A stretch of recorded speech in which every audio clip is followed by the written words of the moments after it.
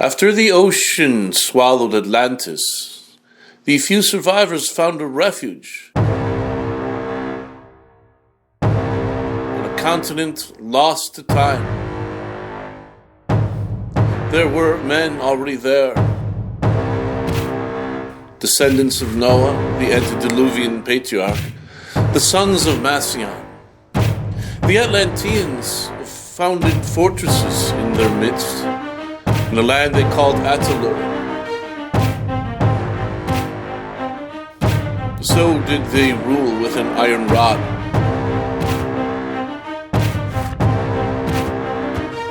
And yet desirous of the many Egyptian commodities that they once enjoyed, they invited the Egyptians to settle nearby in the land Goa, whose flooding river reminded the Egyptians of their homeland. Then came the Greeks and Romans, whose fierce independent minds would not submit to the Atlanteans, and they founded their own cities, the greatest of these being Regulum, whose Roman army eventually defeated the Atlanteans in war.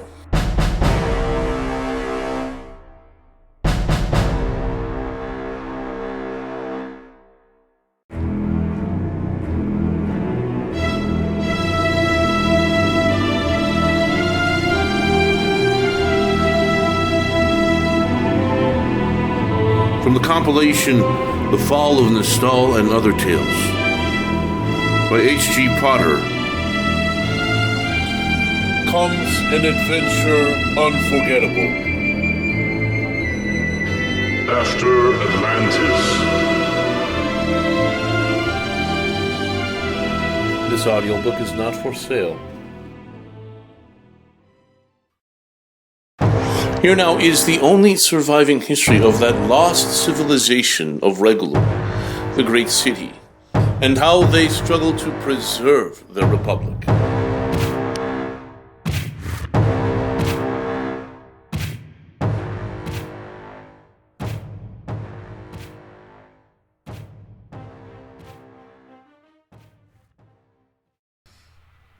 Only an examination of the unfinished researches of the renowned Epidemios can elucidate the dark mystery that was born of the ages, for his antiquate history alone is all that is left of those days. Let the words reveal the dimness of my soul, nay, of every soul, and all the civilization that was under destruction before the Holy One delivered it unmerited unto the true knowledge.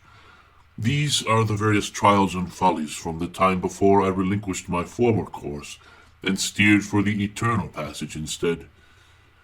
In those days, the time of my youthful corruptions in the great cities, an unhealthy curiosity tyrannized over me.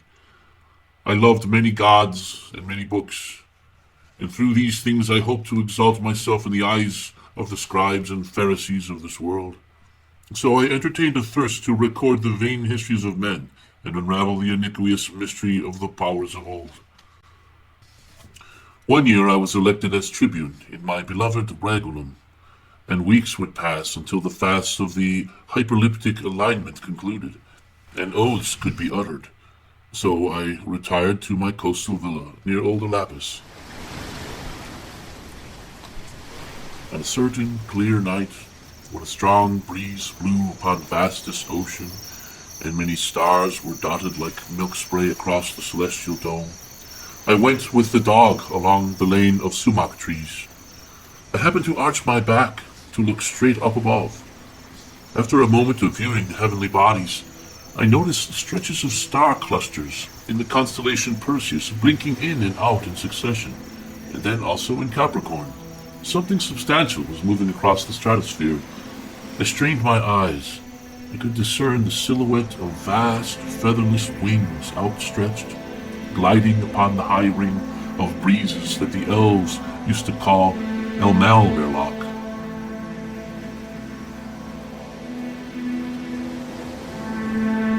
The conceit that such beasts are mere fiction was finally extinguished from my mind.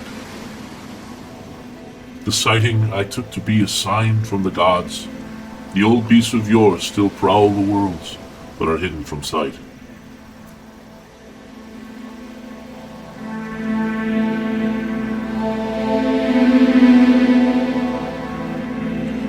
very night, there came an unexpected pilgrim knocking at my door, seeking food and shelter. It was a monk from the monastery of the Weeping Brotherhood, that mysterious isle of desert seclusion located in the dry blood dunes. Some power, I know not what, urged me to welcome the wayfarer. I could have him stay a few weeks and assist me in copying certain books, and even add to them, drawing from the fragile urn of his memory. In that clay vessel, everyone admits some monks preserve nectars of good tale, which were forgotten, not to mention rare histories. So, if the divine race wills it, let the winds whisper the truth of things in my ears, of what was, of what is, and even of what might come. Open thy mind for the sake of recording things which may pass entirely from human familiarity. Rare is the codex or rhyme stock in our city that men have saved from time, devourer of all things. Therefore I hold nothing back, and favor no powerful princes as I recount the passing of ages and the struggles of men in this world. How should one unthread the secret warp of ages, all the generations since Anathron, the first man? Are we not struck with wonder how the first world entire has so passed over the lapses of centuries, and there now remains little of what was? The Christian monk who came to me that night carried in his mule packs a number of priceless codices. He presented them to me, saying that he had heard in the Bibliothèque Romiliad that he might find work from me in making copies, since I am a well-known collector and the last of the Romilian librarians. Notably, he carried with him Epidemios' famous long-lost work, The Twilight of the Republic. He described how difficult it was to choose which books from his own great monastic library to take with him, to save, rather, since the heretical monks of his own order had determined to rid the monastery of any writing that points to right doctrine. Nefarious, he said, were those monks who, by means of artful rhetoric, made novel teachings appear to be otherwise truly religious and devout. In their success, they designated that many precious books must be destroyed, including pagan writings.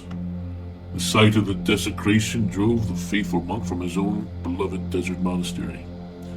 He was an outcast who held on to the old ways, so we had something in common.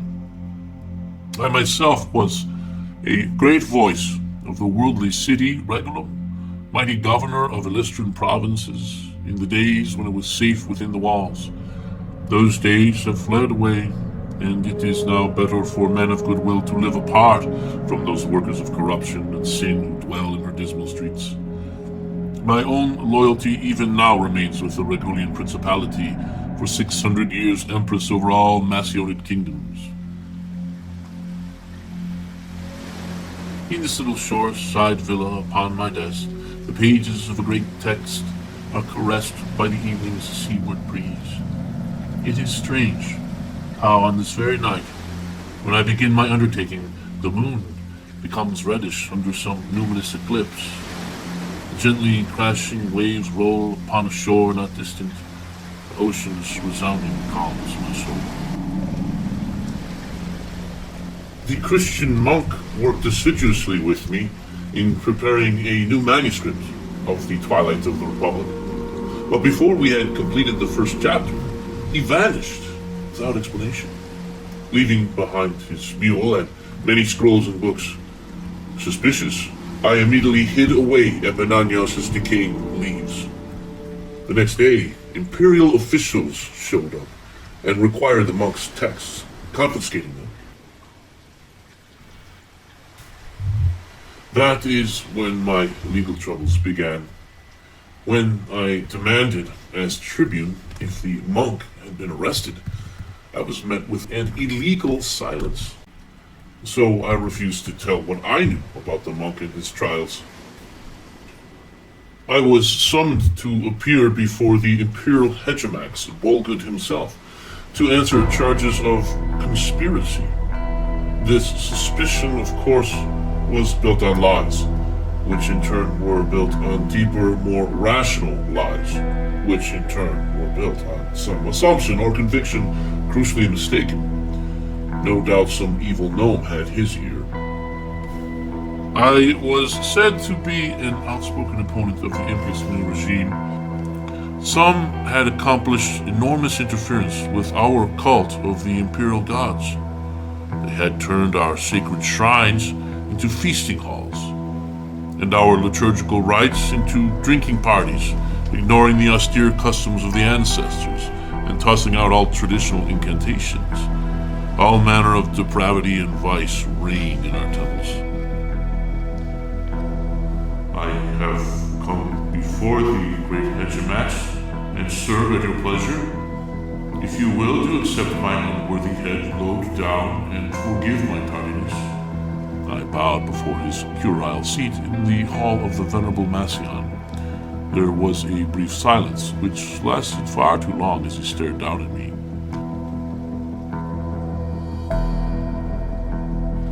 Accept your head? Should I not remove it from your torso? What if that were my pleasure? My pleasure?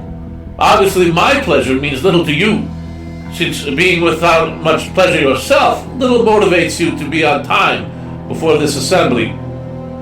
What of pleasure, you say? You have not yet joined us in the righteous bacchanals and solemn rites of Venus, Tribune. I cannot imagine that you would think yourself above the gods with all your austerity. Your magnitude, I must keep myself from partaking in such pleasures which the gods have deemed restricted, in accord with true understanding of the ancestral wisdom. It is also forbidden by the gods to hold in contempt your lord's wishes. Where is wisdom in that defiance? Do you imagine that you may dictate morality to the senators? Do you say that your flesh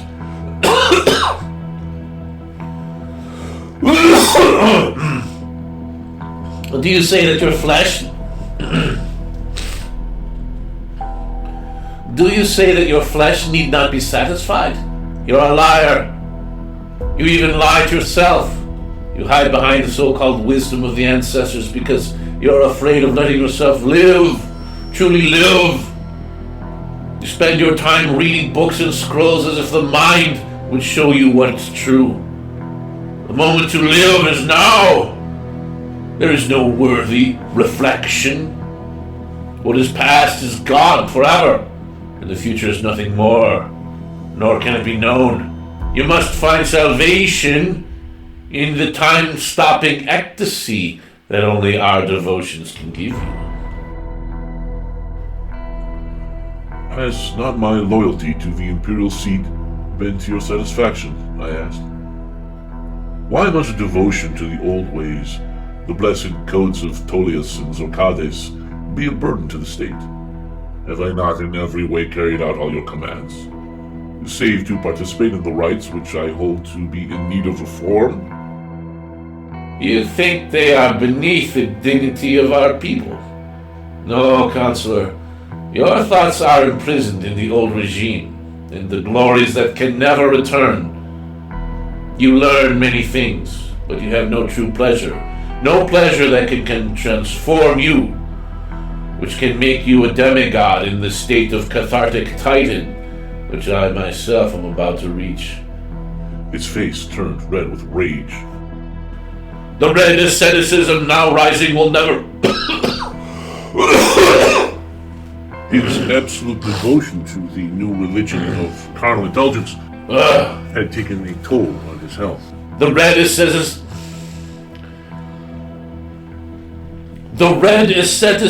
now rising will never fade from the world. It has been long in the making. Miserable superstition has too long shackled men to wretchedness and made them unable to live. It is the sublime peace of wisdom that I seek, my Hegemats, not the pleasures that lower men to the level of the beasts, without love, the consolation of true friendship. Do you ever consider the sad and abused state of your many pleasure slaves? You dare accuse the Imperial Hegemats of not caring? He bellowed. I am most kind. I could have you ripped out of your skin. Forgive me. son of the Principate. Perhaps I have spoken without proper restraint. Consider that I do not fear death, and so I speak freely and do as the gods see fit. Let me narrate for you a little fable written by a famous priest of faraway Delphi, the man Aesop. A jar of honey happened to tip over. Out spilled the golden light. A swarm of flies settled to immediately disgorge themselves. So sweet was the feast that the flies couldn't pull themselves away. Soon this became literally true, as their legs stuck in the mire of spilled honey and held them fast. The flies were in despair of ever escaping. They bemoaned their fate, crying, "Oh, how unhappy we are! For a brief bout of pleasure we must now perish." So it will be with those of your sect who wallow in the decadence of the new carnal license. Nature's laws shall somehow hold you fast. How appropriate it is that for the new Imperial shield device you have your Praetorians depict the black swamp fly against a red field. "You dare prophesize our demise!" he bellowed. "I have said what I have said. We who pursue wisdom know that the pleasures of this life distract us from the truth. It is what we spend our time preparing for, entry into the upper world, the ethereal realm of the gods. There, by the power of our contemplation, we shall be enveloped in light and withdraw forever from the turmoils of the flesh. We shall merge with the soul of all. This is why I may not participate in the rites of your mystery cult, for I make no provision for my flesh." There was a most disturbing silence. The dreadful prince looked over his assembled court to see if anyone would speak. Finally, Bolgud himself made utterance. "That is why, fool, you're accused of conspiracy. Your philosophy is an elaborate conspiracy to keep men under the yoke of superstition. My informants tell me that you are counted among the pernicious fold of the so-called wise men. What is it they are called? The Eldari? A secret society of the Kutal, meant to subvert the mental health of the citizenry? So, have you secretly hoped for my demise ever since I took the curule seat? How do you answer the charge?" The emperor took a deep draught of his wine and thrust out his great cup for his slave to refill. I took a foolish chance to give so bold an answer. I hope and pray that the true gods will draw you out of ignorance and bondage to pleasure into the light of reality and wisdom of the republican system. May they grace you to know the freedom of your own human life and the acknowledgement that your body is a sacred vessel not to be abused. It is true that I walk with the Eldari, but our discussion is only upon knowledge of the good. A look of distant sadness seemed for a moment to betray the Bolgud's inward thoughts. It was as if he suspected or even knew that what I had said was true, and secretly desired my peaceful walks with the Eldari. He was deathly afraid to ever give heed to the warnings of the wise, as if such actions would topple the worldly power he had so recently, after so many years of struggle, had at last acquired. His sadness had returned to resentment and envy against the simple joys of the wise. Republican system. Enough, stubborn old man. You have not heard a word that I have said. Might as well be a fly on the wall. I am your Hegemox. I am your divine lord. You will pour libations to my divinity and learn pleasure at our festivities of earthly delight. That is the good. You are not a god, nor are you achieving the lasting good but only ephemeral goods. You merely convince the Regulian populace that the traditional ways of the disciplined life which they once kept were clever means for subjugation. Then you promised them what they thought they craved, a utopia. But when that didn't sound real enough, you promised a utopia of pleasure under the aegis of the Red Ascetic. Now that you are Hegemox, do you concern yourself for the good of the Regulian populace? Or is your concern for your own good, and thereby set up a tyranny? Our sinful people deserve such a master. I will obey my Hegemox in all things, save any sinning against our ancestral gods. I will never utter falsehood by referring to you, mere dust like the rest of us, as an immortal deity. No, you are my Hegemox, godlike, but not a god. Nor will I offend the divine gift of bodily delight. I will not commit carnal acts in the name of an erroneous ideology. Then the state must execute, since that is your pleasure. I do command this, the means I pay. So ended his rampage against the scribes and philosophers. He announced to everyone that were he less nice, he should have me executed. By Regulian law, it is not possible to have a magistrate executed on such grounds. Moreover, at that time I was an esteemed member of society. In those days, the Red Ascetic, whose magic had kept him alive for 400 years, had still not fully consolidated his political hold over the hegemony, and he might have feared the populace would turn on him. So he prevailed upon the Hegemox to spare my life. I was publicly shamed and went into exile. There is no doubt, however, that in these years today, were I to use the same words and provoke him so, I would have been executed on the very day. Within these pages you will find much that I must confess, good friend, and an entire secret history my pen will lay out. I do so hoping for wisdom, for an answer, for both myself and the darkening world, or rather that conspiracy that has made me its dupe. The history of Epidemios begins with this introduction from one of the scholasts. It was in Regulum, the city of earthly delights, that the history of the conspiracy was first recorded. It is the first known history and concerns only the northern aristocracies, and by the time these very passages are in their first revision, only broken gestures of sorts will have been comprehended. Let us imagine how this history is sewn inwardly together from sundry fragments. In origin, one Epidemios of Asosmos set it down, the magistrate of the Pelamont and pontifex of the hill cults of the Timor region, a very important responsibility, though unmentioned in any of his works.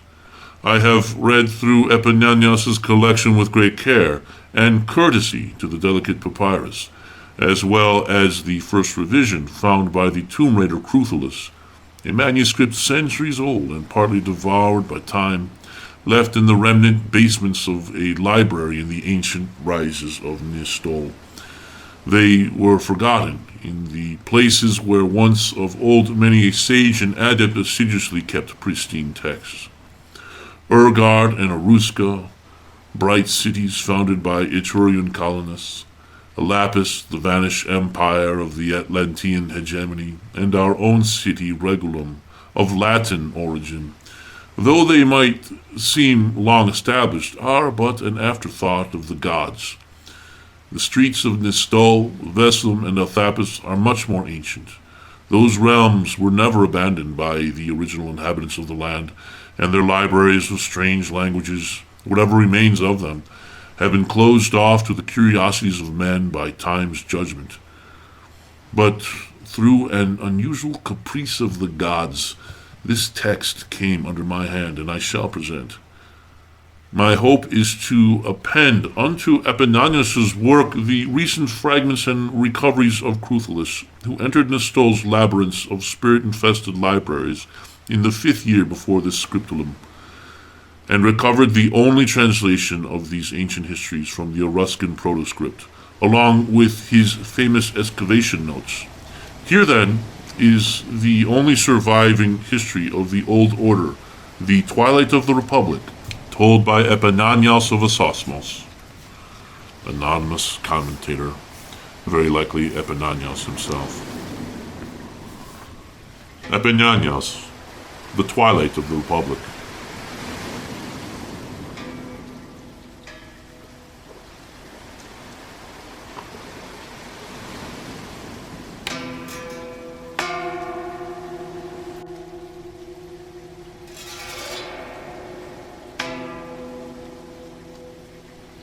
May it please the Father of all that Epimanios of Asosmos, his servant, here sets down a history of the Republic for preservation, lest the frail memories of men lose knowledge of how the world past unfolded, and how the free Republic governed the fourth reaches, be it in exploit of war or abundance of peace, or in failure both of want or of excess.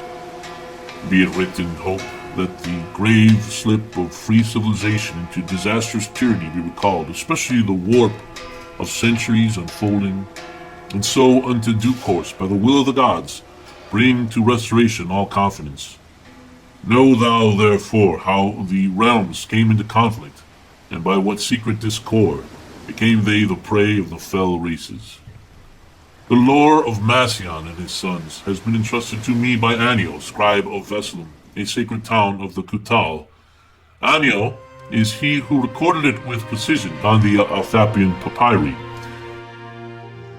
He did this in the days when he had audience with Ja-Thal, the saga-sayer of the First Order of Amori, the Kutal descent, who could recite by memory the story of the 5 tribes and foundation of the All-Law.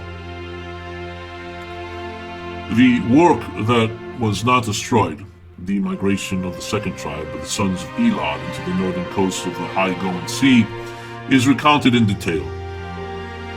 Ja-Thal had received these stories from his father, who had in turn received it from his father, and so back for uncounted generations.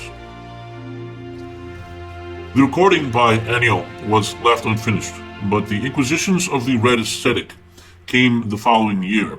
Thal was imprisoned. He had voiced a lack of interest in defiling his body with unholy pleasures. In the end, he and his entire house were buried alive, and all his memory perished with him. Annio, upon hearing tidings of an inquisition, hid well his transcripts, being wise to the hatreds of the Red Ascetic. On this I spent all the remainder of my inheritance. I employed nigh all my wealth to acquire those precious books from Annio. It seems that some evil god does not want the lore to be heard. Oh, that the lay of Zilmuria, writ in full, was not forever lost, the rhyme stock being impossibly scattered, the dream of an entire age. What happened to those originals of Annio's? Only the frightened donkeys that ran off with them will ever know. A terrible bloodshed unleashed by the Centaur raiders in the Anduin Mountains was the principal incident of our loss. The famous half-horse men are usually associated with the southern lands, the forests and hills of Lystra. They are seen patrolling their conquered domain Mahanaksar and terrorizing enslaved humans, or slipping into the foothills of the Antilink Range, like bandits waylaying travelers and looking for booty and glory in war. These kind are armed with either bow or spear, but their favorite weapon is the whip. The Centaurs captured my servant Heptha, a man of solid character. Heptha had been captured in the wars as a youth, and for 2 years labored in servitude on my lands. Being thus later stolen from me, he did finally escape his captors, those savage beast-men Centaurs. Lost in the east, Arath, he took service in the 12th Regulian Legion, the Ataluran cohort. As I herein recount, Heptha would return to me years later, bearded and weather-beaten, with long whitened locks, a wild man taught by formidable adventures. The severe mishap, the ambush that was our undoing all those years ago, will not rest in my memory. We were deep in the cedar forests of Icorius, heading southward and east to NYSTOL. For the Romulians had granted us monies to journey to distant NYSTOL, that we might hire scribes to make several copies of the Illustran books. This was in accord with the treaty signed by all the civil lands, a treaty made with NYSTOL during the Ataluran Wars. Every kingdom and principality must at once submit all their precious and ancient writings to NYSTOL for copying, paid for by the owners. The war magics of NYSTOL had crushed the terrifying Ataluran tyranny. An unusual set of tomes bound in black elephant hide was also entrusted to us for this purpose. Slave girls and monks copy such valuable works in fine handwriting, and the artisans of Luz and Zaspar illuminate them with elaborate traceries.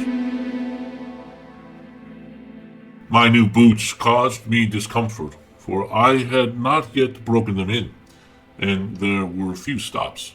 Our guards were the pikemen division of the 3rd Regulian Legion. They did not even have full leather boots, but instead wore those special military sandals, which proved better for a long hike in hot weather. They carried all their equipment with them on back frames, and wore their typical bandit armor. The mounted officer was a Vrith noble of the Romilian militocratic family Arvidai. His full name escapes my memory, but he was well-mannered and exacting in discipline. I had heard that he had attended the same nomatorium as myself.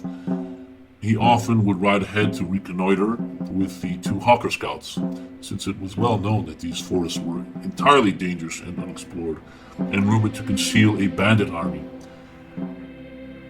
Nevertheless, the path departs from the Syrian way in the north, where it begins to deteriorate. Often taken by pilgrims to Vasulum, it is the oldest known road through the Antalink range. For this sake, it is patrolled often by Edolant riders, especially during the festival season. The road crosses the Washir and passes through Aquilaris and the forest of Aquarius, where it climbs the foothills of the Anduin Mountains and turns south to run the pass of the Vale of Chimera, finally turning into a mere forest path.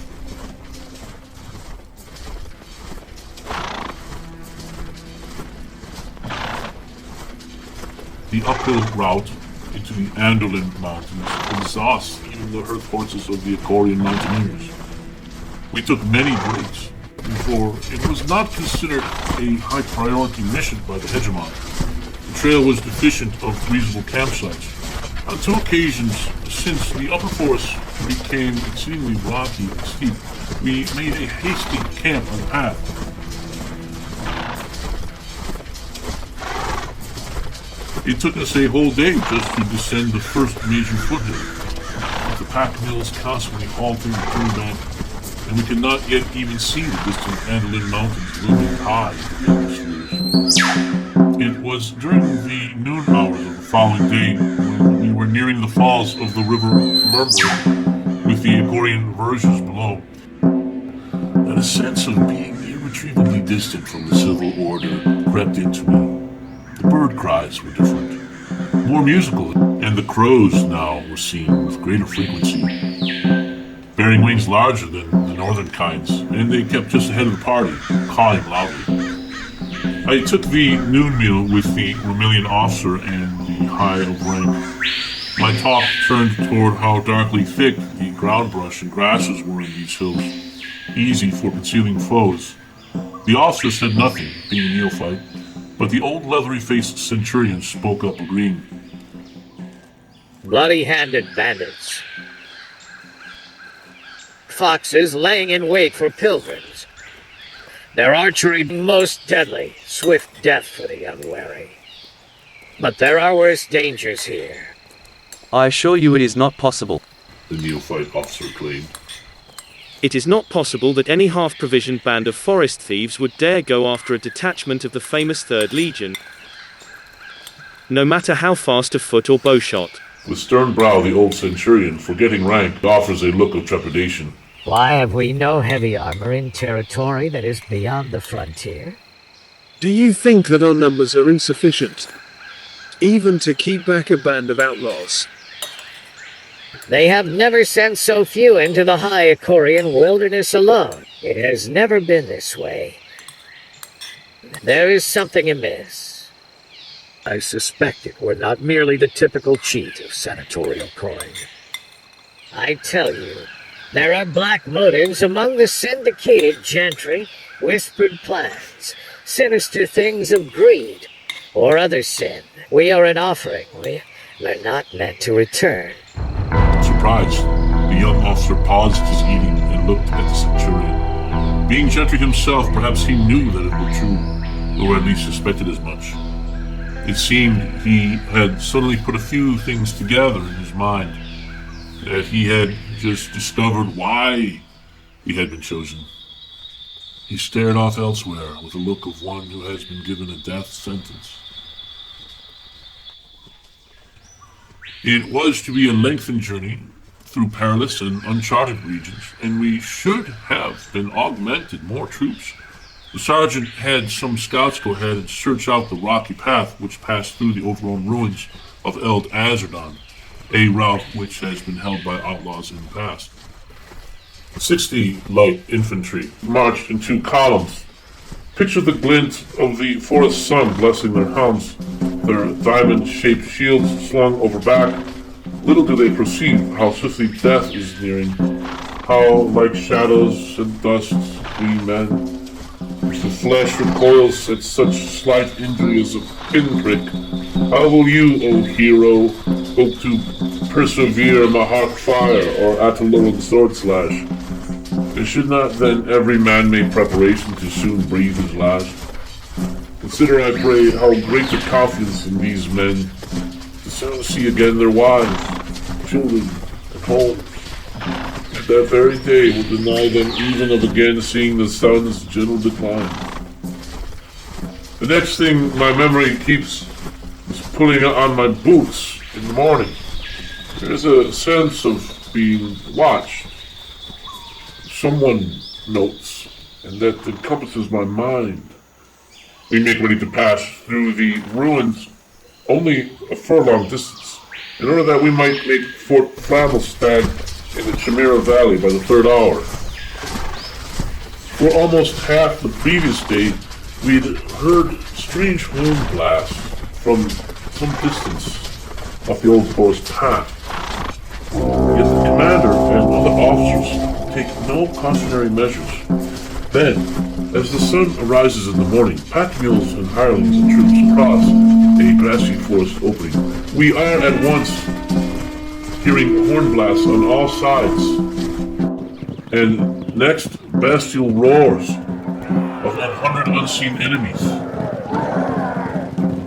Of the Radulian soldiers, some are spooked by the haunting war cries of the savage. At first they look about perplexed, unable to spot the enemy. Suddenly they fall beneath the hurled axes of the savages before they can even muster a line and unsheathe their short swords. The mounted officer in his noble cape and raiment, the neophyte, is immediately struck with many arrows. He and his horse fall to earth and crash into the brush. Many of our lackeys and supply troops, seeing this, flee to the woods. The centauri are waiting for them with nets.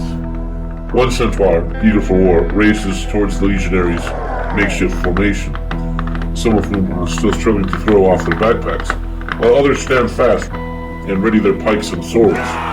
The galloping centaur is impaled by a well-placed Radulian pike through the neck. It was the first engagement less the centaur's advantage of surprise. But the point is to no avail in diminishing the morale of the enemy. In the chaos, a line of centaurs rushes in. The beastly lord gallops up and succeeds in divesting the same pikeman of his helmeted head. 2 men next to me, hired muleteers. Both at once are struck by arrows. One dies instantly, the other lunges forward with only his dagger, but straightway trampled by 2 horse beasts. The forest keeps pouring forth centauri, their torso tattooed over with colorful designs of savage aspect. 27 or 28 of the remaining infantry form a circle, and with poorly formed shield wall defend with their spikes while the swift-moved centaurs circle around and round, loosing shafts of death. It is clearly to become a massacre.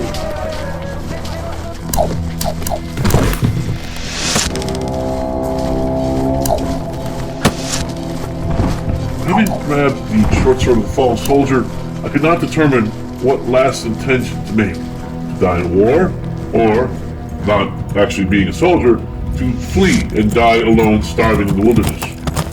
The speed and ferocity of the battle were things still unknown to me, being a mere indentured scribe. Before my mind directs itself out of confusion, a centaur's club must have knocked me on the head, propelling my frame to the ground. I do not know how long I was knocked cold, but my sight returns and I look up. From the grassy earth, I watch two laden donkeys moving off into the wilderness. Then the blackness overtook me. Not until hours later does an awakening come for me. When the sun had curbed his steeds, now descending, my face and hair steeped in blood, my companions are dead or have lost contact. The soldiers are laying about on the grass and boulders, cold and dead.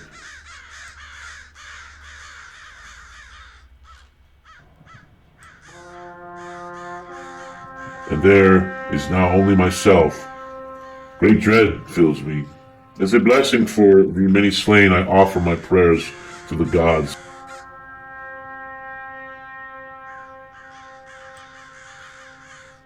And cover handfuls of earth over those stripped by the ambushers. I am able to notice that those who were seriously wounded but not at once slain were tortured by the savages while they lay bleeding to death. Their Atlantean armatures, loricas, swords, and blankets also taken. And all this is a tearful thing to see.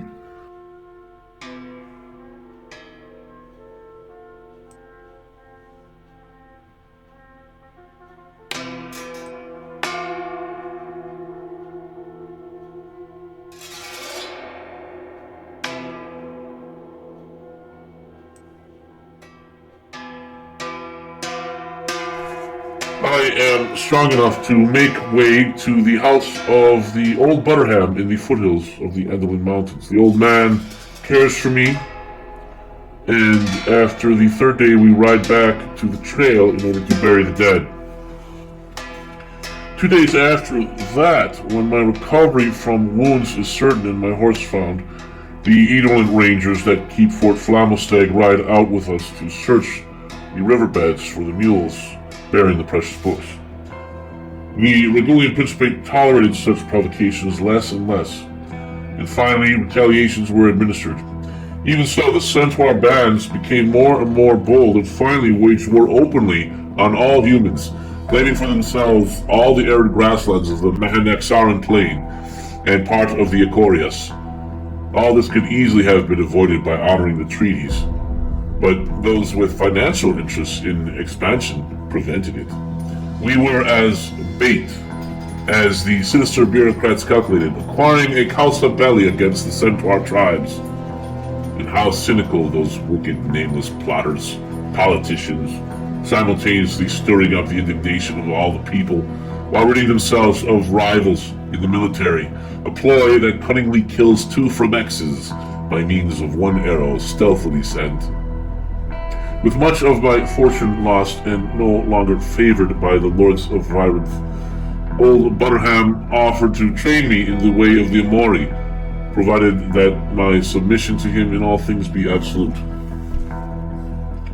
After 7 years of training, my thanks to the Patriarch was heard in the citadel of the Amori. However, I publicly declined adherence to the superstitious faith and refused the priesthood. The next 7 years saw me in Azerdan teaching Neoplatonism and working as an Eldar thaumaturge instead.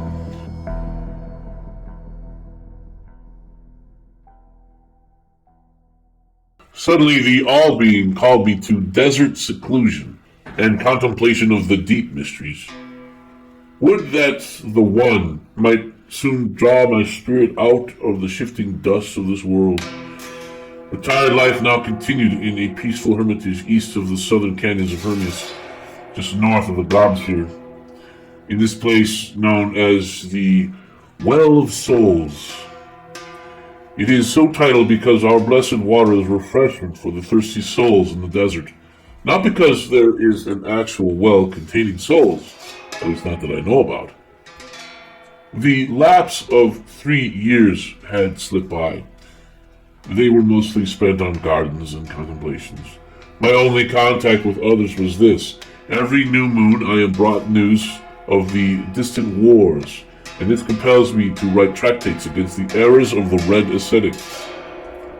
The Red Ascetic and his bizarre cult play no little role in the unfolding of this secret history. Let it be understood that the Red Ascetic himself was once an Amoric knight, who, along with me, studied and later strove against the old faith.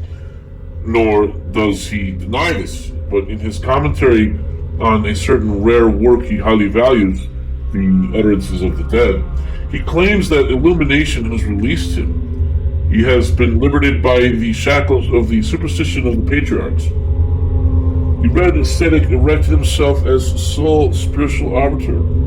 He rejects the ancient teachings concerning the right of free souls in lawful harmony. He promotes the despising of the succession of royalty established from time immemorial.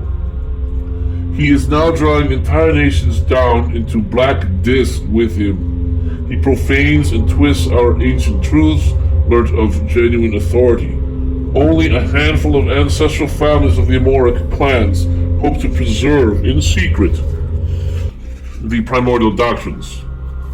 Only these reversals of order can explain how it is that a band of rustic centaurs dared to attack the Regulian line within the imperial regions of influence. The Mahanaxaran king no longer patrols his lands, infatuated as he is with the Red Asceticism, the unknowing, and the pools of emptiness. What is more, his love for the strange sorceries of NYSTOL and their libraries has compelled him to issue a most novel decree. Contrary to ancient restrictions, the princes may speak with the dead, and even take unto themselves the infamous occupation of sorcerer. Such erroneous interpretation of sacred law has even fooled those rare and well-intentioned scholars. There is an order descended from the ELDARK. It is the ancient circle of the long robes of Azergon, of which only 3 souls remain. 2 of them, Zulfagin and Aduces, have taken oaths to the Red Ascetic, and the 3rd refused. Erizel. He was left in a maniacal state near death. He had purposely burned down his entire library, envious that any other should learn his supposed arcane secrets after his passing. Though barely able to rise, this Erizel disappeared into the wilds of Mahanaxar. The 3 had been meeting in Azerdon, it is reported, to discuss the situation in NYSTOL and to make plans. Neither Aduces, Zulfagin, or Erizel, nor the Red Ascetic could agree as to how and when the state of cathartic titan is reached in the human soul, or is it the body? They spent many months debating this and plotting their plots. Yes, the arcane art was permitted to very few for a time, lest the old abominations prevail entirely. But men began to abuse it. They began designing illusions or speaking with spirits and turning power towards themselves. As time passed, Erizel also masterminded the destruction of the libraries of NYSTOL. He put his hope in 2 strategies: the designing of special incendiary bombs and the corporation of the Mahak barbarians. Yet the 2 methods did not fail him. The great burning was accomplished, and he did not foresee the survival of the many various foundation texts, fragments of NYSTOL's waxing, but dangerous sorceries indeed. Yet much more remains to be told. My account shall not neglect to unfold it. The famous 33rd tome may indeed hold the key of the undoing the rise of the great heretics like the Red Ascetic. The spirit Ambrosius, Diviniton and Oracle of the All-Knower, when asked by a certain half-learned man how the knowledge of a heretic like Loretta Seneca could become so luminous, replied thus, "How is it that he can have the key of knowledge who doth deny the author thereof?"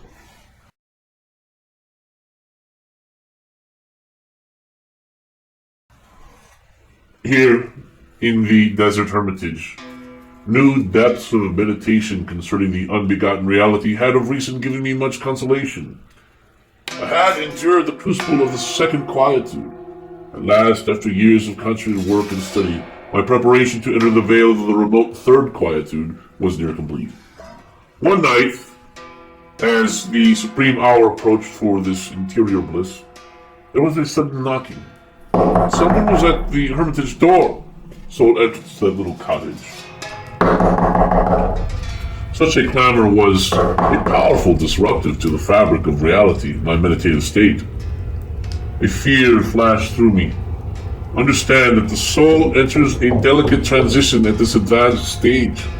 The sages warned that any disintegration of silence could all but tear the superstantial realization.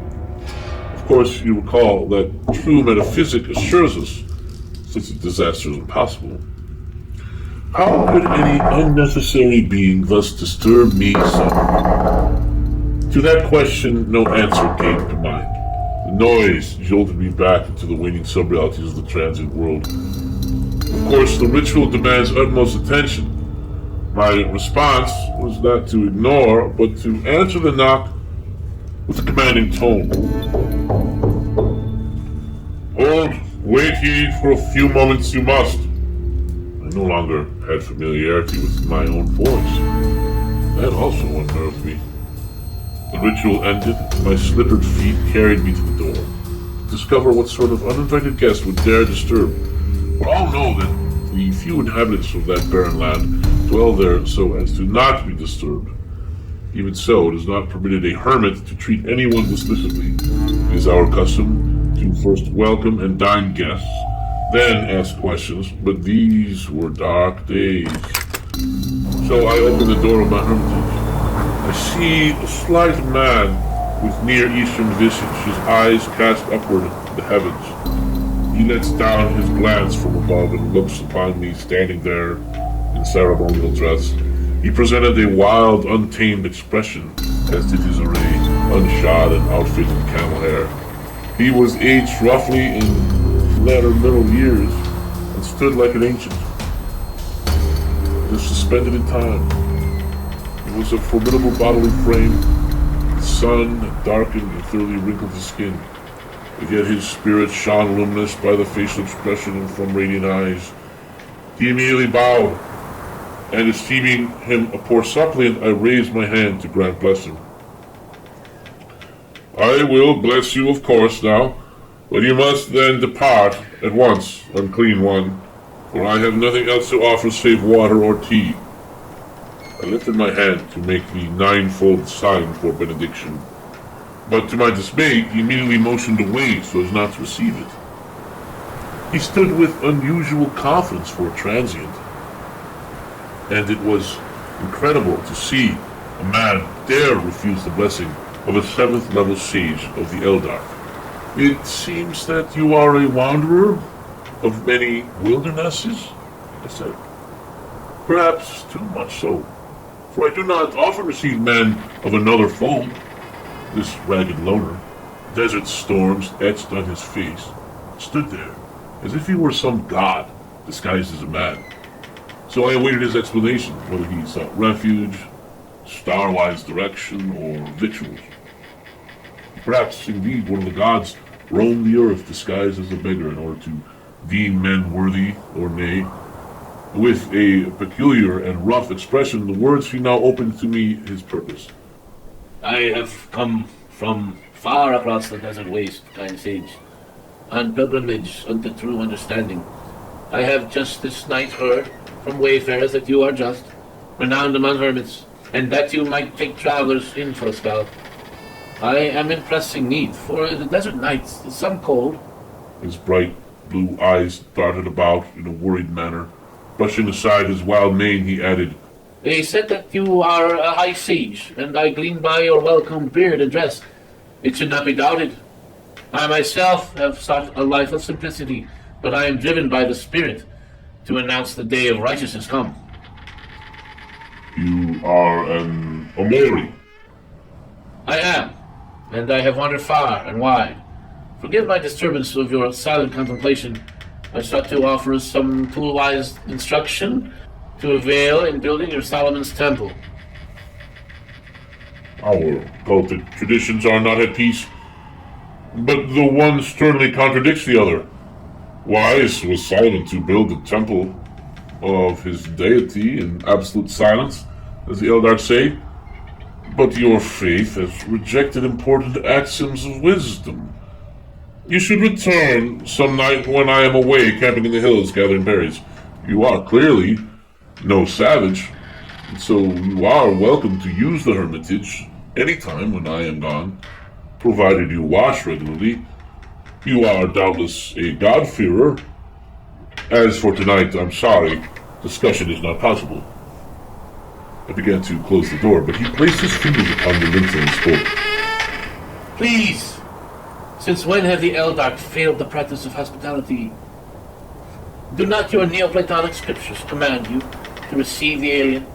Surely you confess that all men are made in purpose of light and dignity, for the all beings' delight. We do teach a doctrine approximating that, I answered. Although be informed, the all is different. The all has not delight as men conceive it. We are sentient beings who adhere to law. Your kind do not carry this wisdom, nor the succession of righteousness in life. Will you turn away one of his own children? Would the divine being not, in generosity, invite those who are outside into his house, as if children adopted? Will not your deity take note of your abandoning me to the nights and darkness of the desert, to grow cold, and be devoured by Phromexes? Will the judge of souls not avenge this strictly? To this I need no certain answer. Indeed, the Eldark also did teach this in primitive and symbolic way of seeing the Godhead as a person, but it is not found in our Neoplatonic wisdom. I think the divine essence cares not for the anguish of us sinful men, for how could pure spirit gaze upon our corrupt flesh? Nevertheless, perhaps if I deny a stranger, the lesser gods will be disturbed, and my heart will be tormented, and I will be punished, as the misworn. Therefore, your point is well met, worthy of consideration. And what a benefit of company I will provide. What benefit, unknower? I have stories to tell, and a certain wisdom to expound, that will not be averse to a Neoplatonic sage. Kindness covers many sins. Now, I considered this for a moment. It is in sooth against custom. However, I confess that it is true, the desert night is ruthless and cold. Therefore you should come in till morning. But hold, these are strange times, and it is night. So I warn you in a way my ancestors would not have comprehended or thought necessary. Remember pious fear, and offer no violence to a welcoming host, lest the gods instead turn on you with sevenfold fury. There is here a bowl for washing. Powers seemed not disagreeable. I gestured a welcome and sat him down near the fire where it was enough warmth for him to rest. My eyes picked out a strange yellow dust on his fingertips as he offered them to wash. And to this day my heart repents that I had not encouraged him to identify it or say anything of its meaning while I was pouring the water. I did not remember to ask, and later forgot about it, forgetting till the dreams of my old age and the writing of this account have reminded me.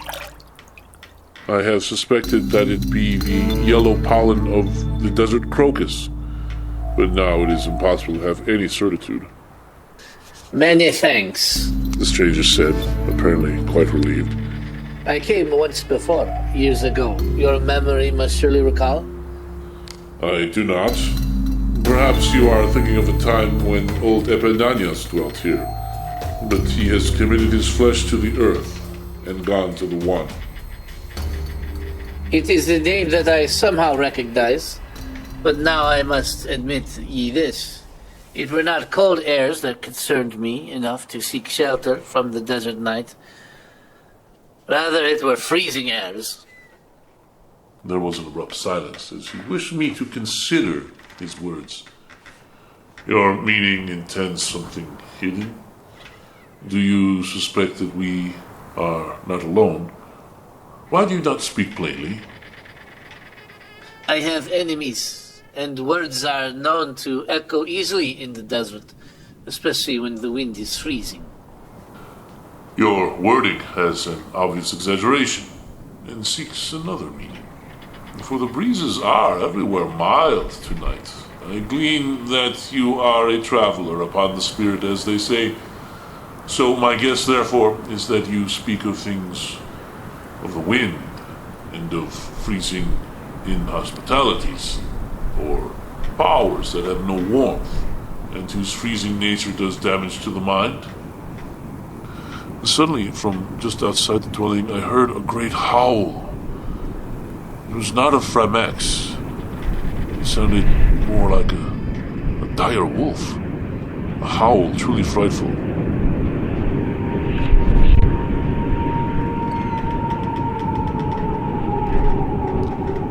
What kind of beast has been trailing you?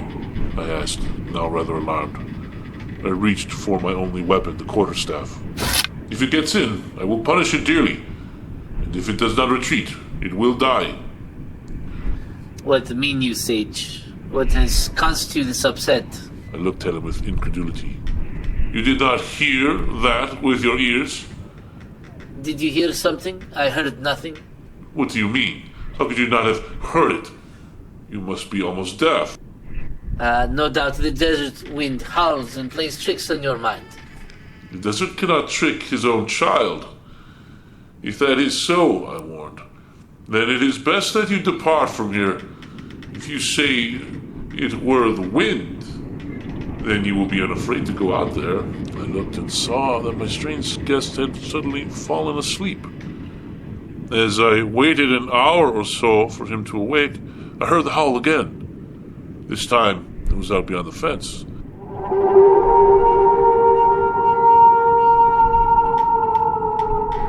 It was surely some kind of dangerous beast. I opened the door and saw a man standing, not far off, partly in shadow.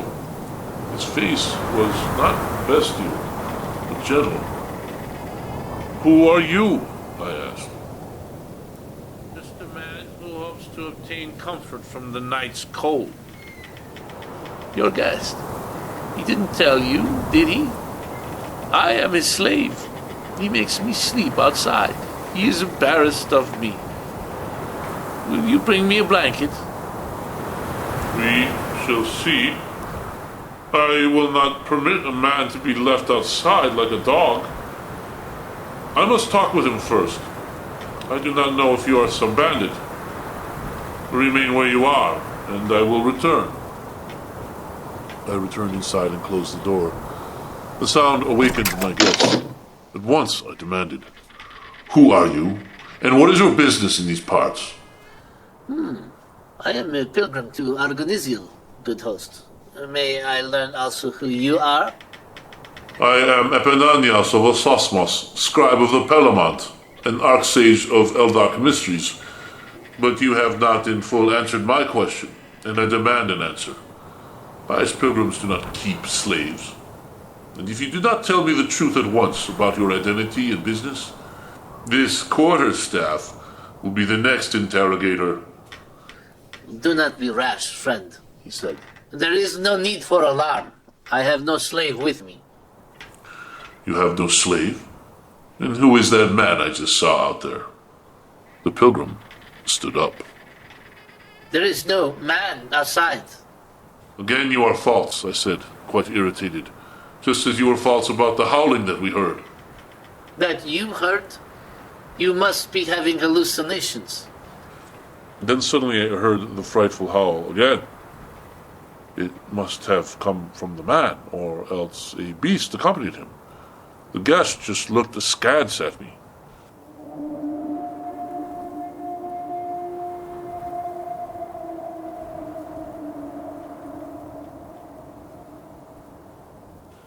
You stand there and tell me that you did not hear that. I know in certitude that I am not mad, but I just met you. I have no reason to trust you. Beware, if that man outside dies from exposure, I will call out the Eidolent Rangers to track you down. Nay, perhaps I will blow the Grue horn and summon them this very night, for it is illegal to impersonate a pious pilgrim. If you are not frank with me at once, you will be arrested. No, please. He said. Do not call the Rangers. I will be frank with you. I did hear the beast still howling. Yes, I am sorry that I was not forthright. I did not wish to alienate you by the strange circumstance of this visit. The howling is from a starving beast which trails me. And the man? There is no man. And once I stepped forward toward him aggressively, so as to threaten with my ashen staff. Please, put down your staff. I tell the truth.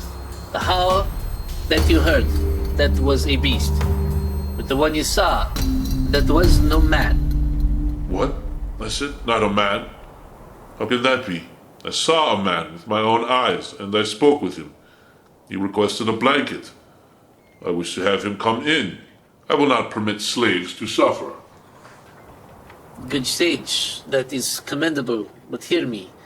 You must by no means invite him in, or you will jeopardize your own soul, and at the same time cause my demise. For I say to you that it is not a slave. If anything, I am his slave. That is a creature whom you heard howling, and as I said, it is no man. What sort of creature? Your answer had better be a good one. They are unmentionable, he said in a near whisper. So I mention them not, and I suspect that he inspires my brain to fancy many unknown dangers on the night air. But a spirit may be able to manifest in physic force. I fear his cruel assault, and still do, at least his hands, or claws rather. By a relentless fury, such a creature can drive a man to real madness. I came here for this reason. There are no Amoric shrines to sleep beneath around here. So your dwelling must do. I must have protection of a pious dwelling, even if not full in agreement. I never hear much of spirits anymore, I said. We hold that such things be a primitive myth. I wonder if your Amoric doctrine has caused you the same madness that the rest of the civil world suffers from. A strange fixation insisting upon the correctness of doctrine, even to the shedding of blood. But please, do not ask me to accept that the poor man outside there is a demon in corporeal form. You will put me in dilemma. For if you are merely under delusion, a man could die in the cold. He stared at me as one who is in both rage and fear at once. I tell you, he is not a man. He is a devil. I was soon very concerned that I had made some poor judgment in estimation of this stranger, and should not have let him in. The worried look he returned did not much comfort me. Perhaps this wanderer was wild indeed. But was he insane? After an uncontrollable silence, I pointed out another concern. I am sorry, stranger, but a certain thought about your story concerns me. Although something about you seems familiar. I know that if you were a pilgrim and stayed at hermitages before, you would surely have brought offerings this time, as is right custom. Even a desert flower would have sufficed. He responded with the typical saying. The Eldark surely fear the gods, and who would not turn even a foolish suppliant away? I am a man who is being hunted, and in my panic I forgot. I can defend myself, a part of the Amoric teaching that I was given by old Butterham. was the usefulness of the quarterstaff and the various techniques that the staff can be used even to drive off demons. I never did accept that such entities existed. He wishes to remind me how I have become a slave of the devil. I explained to him that I could not accept a doctrine that posits demonic powers, but only gods. He claimed that the demons and devils are not just for stories, but real fallen entities, spirits turned of malice. In our Neoplatonic opinion, if anything is like that, it must be understood as abstraction. The only genuine evil is to be found lurking in men's hearts, or in the forests of the brain, such as what error-filled superstition constructs. On this exception he vehemently disagreed, citing several of the superstitious Amoric texts, of which we also have familiarity. They were created at the beginning, pure spirits. That is not written in the holy texts, I countered. But it is your own. Your ELDARK traditions also teach this lore. He countered in turn. One must distinguish our oral tradition from what the Eld texts intend. The war between demons and angels is merely a morality tale unworthy of Scripture, nor have I ever seen a demon. Just because you do not see them, does it mean that they are not there, or that they are abstracted? Can you see the air you breathe? Yet it is undoubtedly around us and moving within us. These beings are invisible minds, but no human thoughts have they. The argumentation was, in my esteem, uncanny, and caught my attention. In my youthful days as a plantation owner, I had often asked my slave if it were possible for him to see the workers of the harvest, really and truly cutting the stalks in those tall sunflower crops. For the work went on too slow indeed. The house slave's answer was always the same. But Dom, just because you can't see them, the workers, does not mean that they are not there. Else wherefore do the seeds in your cake arise? Out of air? I was beginning to think of him as not insane. However, some concern for the man outside remained in me. I will therefore not invite him in as you request. However, I will offer him a blanket. That is just. It is not too cold. He will survive. No, He cried, even getting on his knees to me.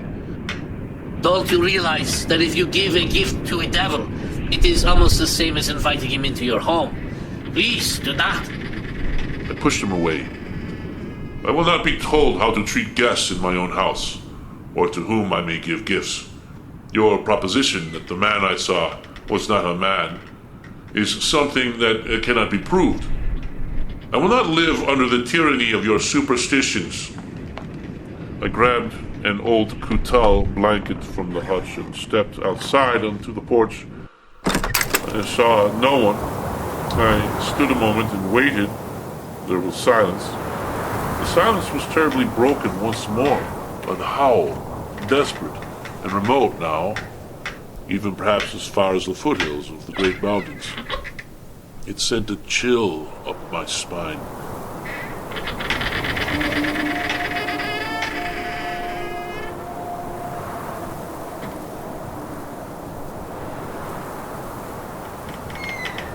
I set down the blanket, rolled it on the porch, stepped back inside, and closed the door. The stranger was still agape with trepidation. I spoke with him more, but saw fit not to pry or ask his very name. While this went on, my thoughts turned up an unexpected plethora of old memories. My ears recognized something in his voice, and my eyes saw past the shaggy beard. To my utter dismay, I became aware of the fact that I somehow had some previous acquaintance with this man. Then, suddenly it dawned on me. He was the head slave of my former life. He did not at first recognize me, perhaps because of my shaven head. I did not wish this revelation unto him until I learned that he was not resentful, and while he claimed to be enslaved to a devil, I tried to steer my questions toward his past and mentioned the slave war, hoping he would confess either hatred or forgiveness. We talked into the late hours. I was keeping my revelation hidden, tending the cinders. Heptha was his name. No longer the youth once known to me, but quite worn and wrinkled by years of wandering. He told how he had come to a constant sense of distrust. He feared blades in the dark. A rejecter of the Regulian reforms, he was a wild man with an uncut beard, wandering the earth and calling men to renounce civilization, to cast off the sinful customs of the age, and make straight the way of the Lord. So I revealed to him my own name. I was shocked because he could not put it together that I was his former master. I mentioned the fearsome ambush of the centaurs all those years ago, but I would not in full relate my own story unto him, of how my own life unfolded since that mishap so long past. He recently left off sojourning in the southern wastes among the Zerbi nomads in the Deadly Hills, 10 leagues east and south of NYSTOL's rise. Uncertain as to how he might react, I finally revealed to him that I was his long-lost master. To my surprise, he was glad to learn my identity as his former master, and that my condition was good. He cried out and grasped my knee, for he feared that I was slain in the ambush. My years of having treated him with kindness and generosity in his servitude had not been in vain. Most Regulian slaves would have at least maimed their former masters if given an opportunity. Nevertheless, he would never trust me as an equal friend. He watched me closely. Did he suspect that I might again attempt to subject him to servitude? He did not know that we who take on the ELDARK cord could never again return to worldliness and treat an intellective being as property. He often went back and forth from the door peak and glanced out the hole, feigning concern about the slave outside, suspicious that he were being watched. Someone or something must have been, for later we heard the howling deep in the night again.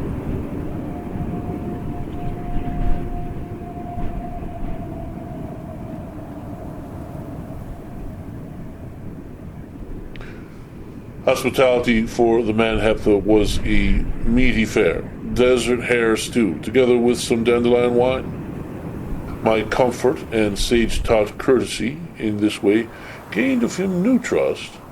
This, however, was not enough. From his pouch he produced a package wrapped in fine linen, which, unraveling, displayed 1,000 little twinkling nuggets of incense. Please, let this incense of highest origin be offered up, he said. Else I will not be at ease or safe from any spiritual aggression. There walk angels of evil in the night. If wisps of smoke from this kind do not wrap like holy armor about us, I shall have a great deal to dread. I am even now burning the best incense from Luz to fortify our spirits. Therefore take heart. But you are an Eldark, he countered boldly. I, however, am an Amoric, and I have much different requirements as affords pneumatic protection. You exaggerate. Devils, if there be such powers, can easily slip past such incense. They cannot. They must needs flee. It is a special proportion of frankincense and other aromatics, a prescription of St. John. It is terror upon them. They cannot remain. How are you so certain? The principles of your own philosophers affirm it.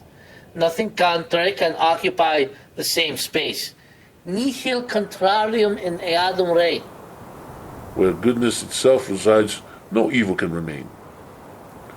A misapplication of the axiom, since spirit is not a spatial reality, I said. However, if you must, you may burn it upon the skyward ledge above. But please do not profane this sacred house with your superstitious faith.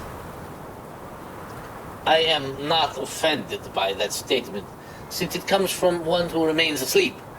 Our faith is not superstition, though it seems so to many who are of uncircumcised heart. I give you this assurance that the crucible of the fourth High King, thus burning with fragrance, pleases the divine nostrils. No spiritual entity stained with the privations of unreality can prevail to trespass beyond the threshold. Yet I still may need to invite him in if the man knocks. Did you not hear me?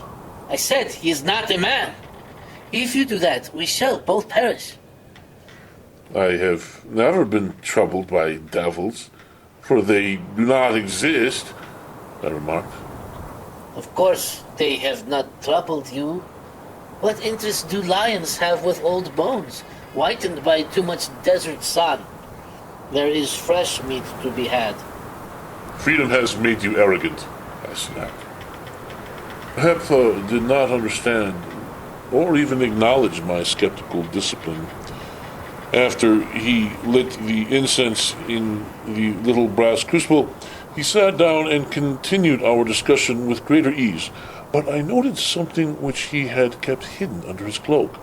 He kept close his short sword. He spoke the words of a man who knew no home, not fully describing his wanderings.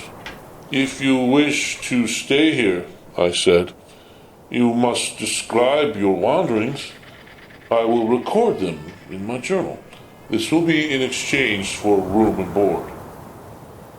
Not during his whole stay did I ever see the fingers of his right hand cease to rest upon the minor hilt of the Goan dagger hanging upon his waist. Of course, I hope you do not mind my fingers always touching the blade of Caeculus, a friend whom made the great sacrifice for me.